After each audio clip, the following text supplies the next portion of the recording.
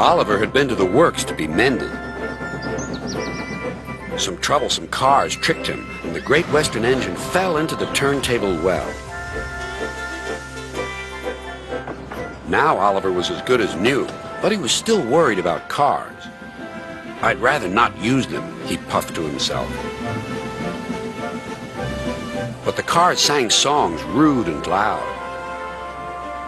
Scruffy, their leader, led the chorus.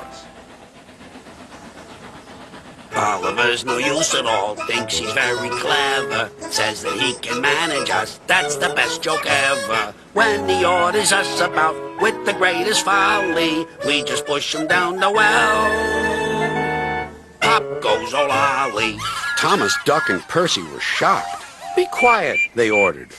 But they couldn't be everywhere, and everywhere they weren't, the cars began again.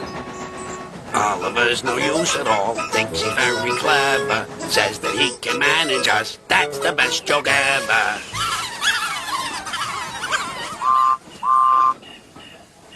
At last, the engines gave up. "We're sorry, Oliver," they said. "It's really my fault," said Oliver sadly. "I shouldn't have fallen in the turntable well." Toad, the brake van, felt sorry for Oliver, too. Next morning, he spoke to Douglas. "I'm worried, Mr. Douglas. This disrespect for engines, where's it going to end?" "Who knows?" sighed Douglas. "I've got a plan, Mr. Douglas. May I stay here today and help Mr. Oliver? We are both Great Western and must stand together." "Certainly, Toad," replied Douglas and puffed away. Soon Toad was explaining his plan. "Goodness gracious, Toad, I don't think you should suggest such a thing to Oliver." But Oliver interrupted. "No, Duck, Toad's right. It's really my fault. I must put this trouble right." "I meant no disrespect, you understand." "Of course not, Toad. Anyway, Driver says the same, and he's arranged it with the station master." "Very well, Oliver," conceded Duck, "but I must hurry. My passengers will be waiting. Good luck." "So long," smiled Oliver bravely, but he felt dreadfully nervous inside. Oliver marshaled the worst cars 2 by 2. "That's the way, Mr. Oliver," whispered Toad.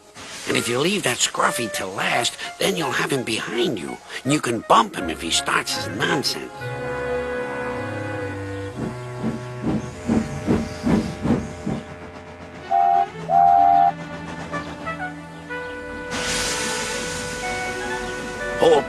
Hold back," whispered Scruffy, "and pass the word to the others." The silly cars giggled. But Oliver knew what to do. There was plenty of sand on the rails, and his wheels gripped splendidly. He gave a great heave. "Oh!" groaned Scruffy. "I don't like this." "Go on," yelled Duck. "Well done, boy, well done." "Oh!" wailed Scruffy. "I'm coming apart!"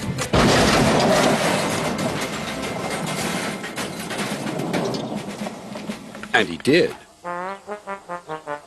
Then there was trouble. "Well, Oliver, so you don't know your own strength, is that it?" No, sir," said Oliver nervously. So Topham Hatt inspected Scruffy. "As I thought.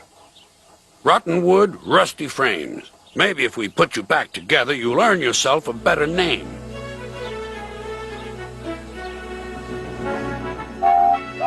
Nowadays, Oliver only takes the cars when the other engines are busy.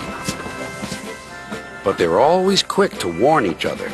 "Take care with Mr. Oliver. If you play tricks on him, you'll never be the same car again." Scruffy has learned his lesson and says nothing at all.